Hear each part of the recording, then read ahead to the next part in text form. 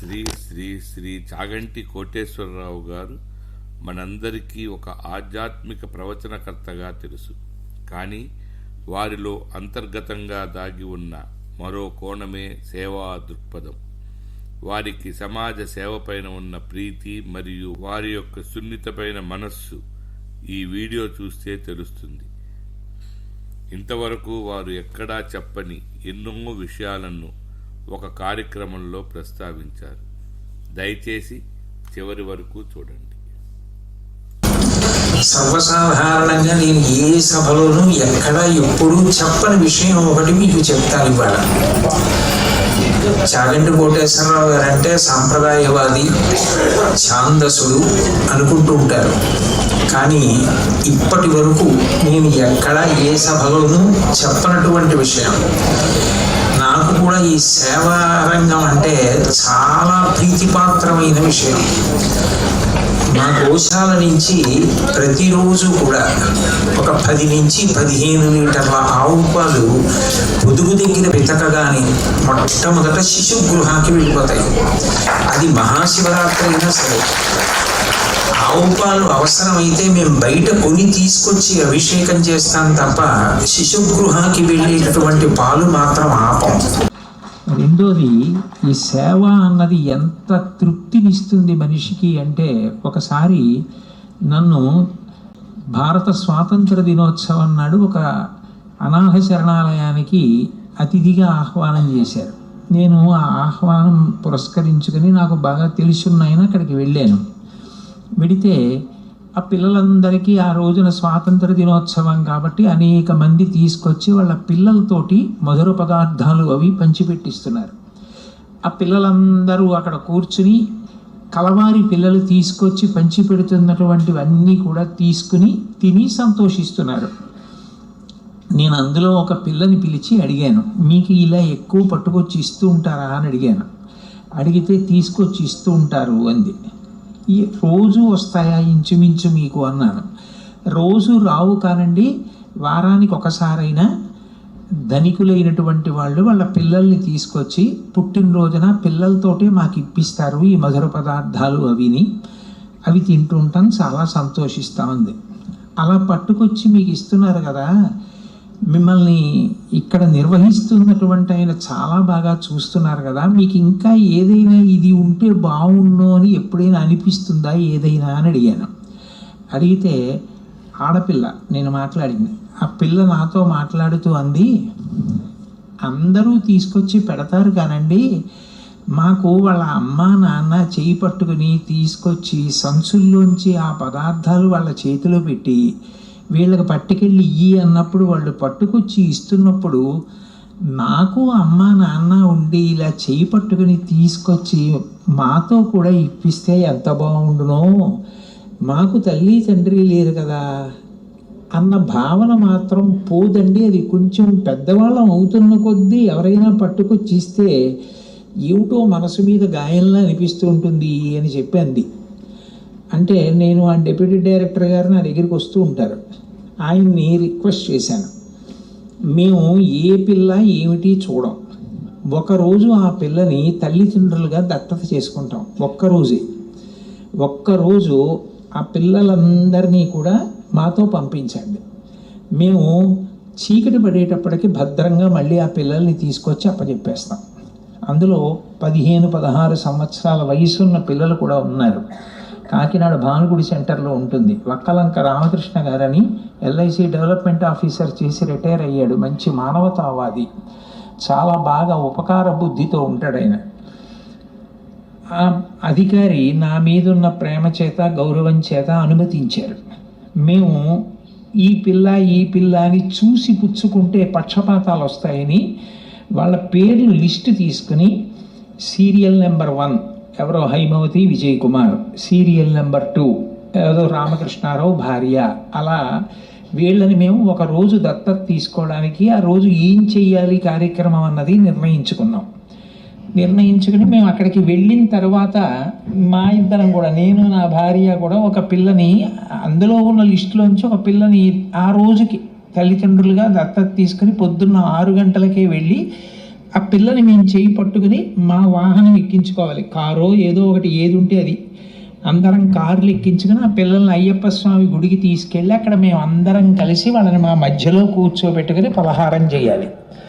తర్వాత వాళ్ళని తీసుకుని చందన షాప్ వాళ్ళని రిక్వెస్ట్ చేసాం, అప్పుడు ఇంకా మీరు ఇంకేమి సేల్స్ కౌంటర్ పెట్టద్దు, ఒక్క అరగంట సేపు అన్ని సేల్స్ ఆఫ్ చేయండి, మేము ఆ పిల్లలతో వస్తాం, మీరు మాకు మాత్రమే ఆ పిల్లలకి బట్టలు అమ్మాలి అని, ఏదో ఇంత రేంజ్లో చూపించండి ఆ టైంలో అని చెప్పాం.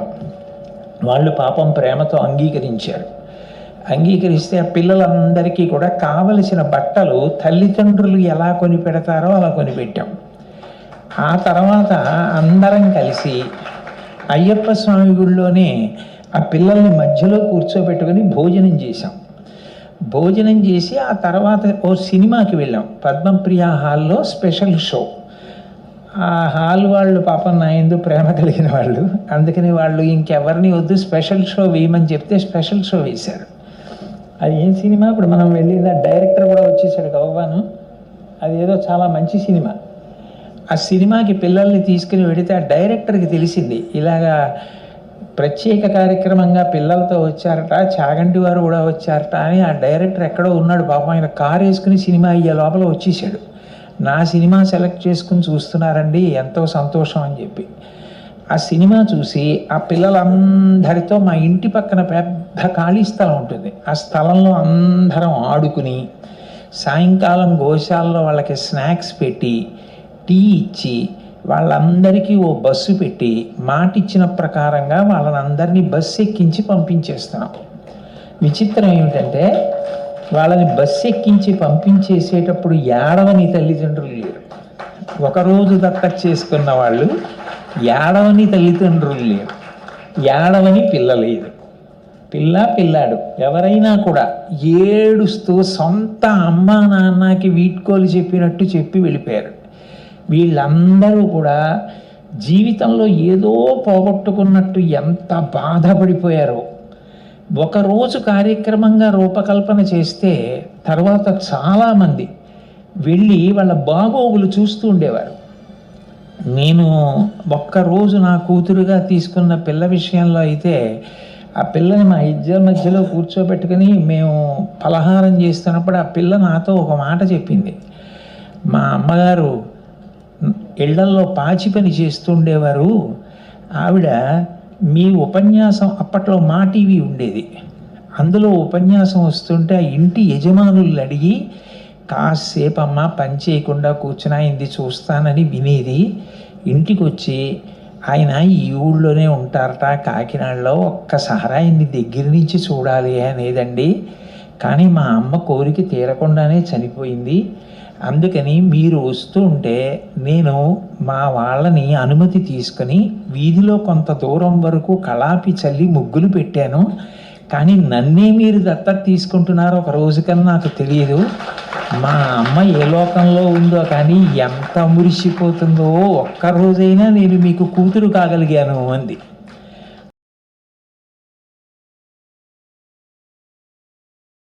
మాకు తోచింది చేశాం. నీకు ఎప్పుడు ఏం కావాలన్నా మా ఇంటికి రామ్మా, వచ్చిన అడుగు, స్వతంత్రంగా అడుగు, నీకు ఏదైనా విద్యా సందర్భంగా కానీ ఇంకో రకంగా కానీ ఏది కావాలన్నా అడుగు అని చెప్పాను.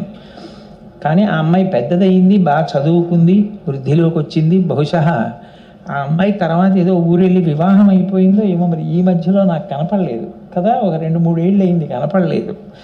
నేను ఈ కరోనా రావడంలో ఇంటి నుంచి బయటికి రాక నేను భోగట్టా చేయలేదు. ఇప్పుడు ఈ సందర్భం వచ్చింది కాబట్టి ఈ మాట అటు వెడితే ఒకసారి కనుక్కోవాలి, ఆ పిల్ల ఏమైంది అసలు కనపట్టలేదని. ఇప్పుడు ఆ శిశుగృహాలో ఉండదుగా, పెద్దదైంది. అంటే నేను ఎందుకు చెప్తున్నానంటే సేవ అన్న దాంట్లో అంత తృప్తి ఉంటుంది. నేను ఎన్ని ఉపన్యాసాలు చెప్పాను, అన్ని ఉపన్యాసాలు చెప్పిన తృప్తి కన్నా ఒకరోజు దత్తత కార్యక్రమం నిర్వహించిన తృప్తి, గోశాల నుంచి ప్రతిరోజు ఆవు పాలు ఆ శిశువులకు పంపిస్తే వాళ్ళు తాగి బతుకుతున్నారు అన్న తృప్తి. నేను ఆ శిశుగృహ మేడ మీదకి వెళ్ళి చూసినప్పుడు నిజంగా హృదయం చిలించిపోయింది. అంత చిన్న చిన్న పిల్లలు, ప్రభుత్వం ఇచ్చే సహాయం సరిపోదు ఆ పాల డబ్బాలు అవి. ఈ ఆవు పాల వల్ల ఎంతమంది పిల్లలు బ్రతికారు. నేను నిజానికి చాగంటి కోటేశ్వరరావు గోశాల అంటారు, దానికి వేరే ట్రస్ట్ బోర్డు ఉంది, కానీ వాళ్ళకి నేనంటే గౌరవం. అయా మీరు మాత్రం మహాశివరాత్రి నాడు కూడా పాలు ఆపద్దు, వాళ్ళకి పంపించేసేయండి అంటే ఆనాటి నుంచి ఈనాటి వరకు కూడా ఒక్కరోజు కూడా ఆపకుండా పాలు అలా వెడుతూనే ఉంటాయి. అంటే సేవలో ఎంత సంతోషం ఉంటుంది అన్నదానికి మీకు చెప్తున్నాను. ఒక వెంకటేశ్వర వైభవం చెప్పడం నాకు ప్రాణం, సౌందర్యలహరి చెప్పడం నాకు ప్రాణం, శివానంద లహరి చెప్పడం నాకు ప్రాణం. కానీ చాలామందికి తెలియని విషయం ఏమిటంటే ఆ చాగంటి కోటేశ్వరరావు వెనకాతల ఈ సేవ యందు ఇంత ప్రీతి కలిగిన చాగంటి కోటేశ్వరరావు ఉన్నాడు. ఆ విషయం వచ్చేటప్పటికీ ఆయనకి స్త్రీ పురుష పండిత పామర కుల మత వర్ణ వర్గ ధనిక పేద విచక్షణ లేకుండా హక్కును చేర్చుకోగలడన్న విషయం తెలియదు. అందులో ప్రత్యేకించి నాకు ఎప్పుడు జ్ఞాపకం ఉండిపోయే విషయం, నేను ఒకసారి అంగన్వాడీ పాఠశాలల గురించి ఆ అంగన్వాడీ వర్కర్స్కి స్పెషల్ అడ్రస్ చేయమని నన్ను మా కలెక్టర్ గారు ఉండేవారు, అరుణ్ కుమార్ గారని, ఆయన భార్య గారు నన్ను రిక్వెస్ట్ చేశారు. నేను ఒక అంగన్వాడీ సెంటర్ చూస్తే కానీ నేను అడ్రస్ చేయలేనమ్మా అన్నాను. అంటే ఆవిడ నన్ను ఒక అంగన్వాడీ సెంటర్కి తీసుకెళ్ళారు. తీసుకెడితే నేను అక్కడ పరిస్థితులు, వాళ్ళ కిట్లు, వాళ్ళ వ్యవహారాలు చూసి ఆశ్చర్యపోయాను. ఆవిడ నాతో ఓ మాట చెప్పారు, వాళ్ళకి పాపం ఏదైనా ఇస్తే భర్త తాగేసి వచ్చి అవి పట్టుకుపోయి అమ్మేస్తూ ఉంటారు, వాళ్ళు తినేస్తారండి ఆ ఉన్మాదంలో, ఆ మత్తులో. కానీ తర్వాత రోజు బాధపడతాడు, అయ్యో నీకు ఇచ్చింది నేను తినేశానే, కడుపుతో ఉన్నావు అంటాడు, కానీ ఆ రాత్రి తాగేసి వచ్చినప్పుడు ఒళ్ళు తెలియదు అని. నాకు అప్పటి నుంచి ఆవిడతో ఆ ఉపన్యాసం చెప్పాను, అదేదో చాలా గొప్పగా జరిగిపోయింది, ఎంతోమంది సంతోషించారు, అది వేరు కోణం. కానీ నాతో ఆవిడ ఒక మాట అన్నారు, ఎవరు అంగన్వాడీ నడిపేటటువంటి ఆవిడ, ఇందులో చాలామంది నిరుపేద గర్భిణీ స్త్రీలకి ఓ కోరిక ఉండిపోతుందండి గురువుగారు, వాళ్ళకి అందరిలా సీమంతం చేయించుకోవాలని ఉంటుంది, కానీ వాళ్ళకి సీమంతం ఎవరు చేస్తారు? అంత పుట్టింటికి తీసుకెళ్ళి సీమంతం చేయించేస్త స్తోమత ఉంటే అంతంత పూరి గుడిసెల్లో ఎందుకుంటారని. అప్పుడు మా దగ్గర దుర్గమ్మ అని ఒక ఆవిడ ఉంది, ఇప్పుడు ఉంది, దుర్గమ్మని, ఆవిడ ఈ డిపార్ట్మెంట్లోనే చేస్తోంది, ఉమెన్ వెల్ఫేర్లో. ఆవిడ ద్వారా ఐడెంటిఫై చేయించి దాదాపు ఒక 200 మంది దాకా ఈ గర్భిణీ స్త్రీలని, కడుపేద వాళ్ళని గోశాలకి పిలిపించి వాళ్ళందరినీ పుట్టింటి వాళ్ళు ఎలా ఆహ్వానిస్తారో అలా ఆహ్వానించాం. వాళ్ళని పుట్టింటి వాళ్ళు ఎంత ప్రేమగా తీసుకెళ్తారో అలా. ఇప్పుడే నేను వస్తుంటే ఫోన్ చేశాడు అనుబాబు అని, ఆయనకి ఆదర్శ ఇంజనీరింగ్ కాలేజ్ ఉంది, వాళ్ళ బస్ తీసుకెళ్ళి ఆ బస్సులో ఎక్కించి కొంతమందిని కార్లు ఎక్కించి తీసుకొచ్చి వాళ్ళందరికీ మంచి కుర్చీలు వేసి మా భార్యలతోటి వాళ్ళు మాకు అక్క చెల్లెళ్ళు అయితే ఎలా చేస్తామో అంత ప్రేమగా సీమంతం చేశాం. అక్కడ ఇంకా వీళ్ళు ఏమిటి అన్నదాంతో సంబంధం లేదు, వాళ్ళు మా చెల్లెలు అయితే ఎలా చేస్తామో అంత బాగా సీమంతం చేసి కాకినాడలో ఒక మెటర్నిటీ హాస్పిటల్ నడిపేటటువంటి డాక్టర్ ఒక ఆయన చాలా సంతోషపడి వాళ్ళందరికీ ఎంత కాంప్లికేటెడ్ డెలివరీ అయినా కూడా ఫ్రీగా చేయడానికి ఆ రోజున ఇన్సూరెన్స్ ఇచ్చాడు. 3-4 నెలలు పోయిన తర్వాత నేను సాయంకాలం గోశాలకు వెడుతుంటే ఎవరో ఒక తల్లి పిల్లనో ఎత్తుకుని అక్కడ ఉండేది. నేను ఆ రోజుల్లో అంటే ఇచ్చింది 10 మాటలు చెప్పుకోవడం కూడా దోషభూయిష్టం. వాళ్ళకి ఇంటికి మామూలు డబ్బు అవి పట్టుకెడితే పాడు చేసేస్తున్నారని అలా పట్టుకెళ్ళడానికి వీలు లేకుండా నిలవ ఉండి వాళ్ళు తినడానికి వీలైన పదార్థాలు 3 నెలలకి సరిపడా ప్యాక్ చేసి వాళ్ళందరికీ బహూకరించాం. వాళ్ళు పిల్లనో ఎత్తుకుని గేటు దగ్గర నించుని నేను గోశాలలోకి వెడుతుంటే ఆ పిల్లని అకస్మాత్తుగా తీసుకొచ్చి ఎవరో మాట్లాడడానికి వచ్చారనుకుంటే, మీరు మేనమామ అంటే మరి అక్క చెల్లెలుగా కదా చేసాం సూడిదలు, అందుకని మీరు మేనమామ అని చెప్పి తీసుకొచ్చి ఆ పిల్లాన్ని పాదాల దగ్గర పడుకోబెట్టేసేవారు, పేరు పెట్టమని అడిగేవారు. ఎంతమంది పిల్లలకి పేర్లు పెట్టానో ఆ రోజుల్లో. జేబులో ఏది ఉంటే అది మేనమామ అన్నారు కదా, ఎంత అదృష్టం, ఇంతమంది మేనల్లుళ్ళు, ఇంతమంది మేనకోడళ్ళు, లోకంలో తాత పేరెడతాడు, తండ్రి పేరెడతాడు, ఇది ఇంతమంది పిల్లలకి మేనమామ పేరెట్టడం ఏమిటని అంతమందికి కానుకిచ్చాను, అంతమందికి పేర్లు ఎట్టాను. ఇది నేను ఇప్పుడు ఎక్కడ ఏ ఉపన్యాసంలోనే చెప్పలా. బహుశా చాగంటి కోటేశ్వరరావులో రహస్యంగా నిక్షిప్తమైపోయినటువంటి దీన్ని వెలికి తీసిన ఘనత మా అమ్మాయి శ్రీదేవిదే. మొట్టమొదటిసారి నేను ఈ వేదిక మీద చెప్పాను ఇవి చేశామని. ఇటువంటివి ఎన్నో సేవా కార్యక్రమాలు జరుగుతుంటాయి మా చాగంటి సత్సంగం పేరు మీద. కానీ అవి లోకానికి తెలిసే అవకాశం ఉండదు. నేను చెప్పను. అవన్నీ టీవీ కవరేజ్ కానీ ఏమీ జరగనివ్వం.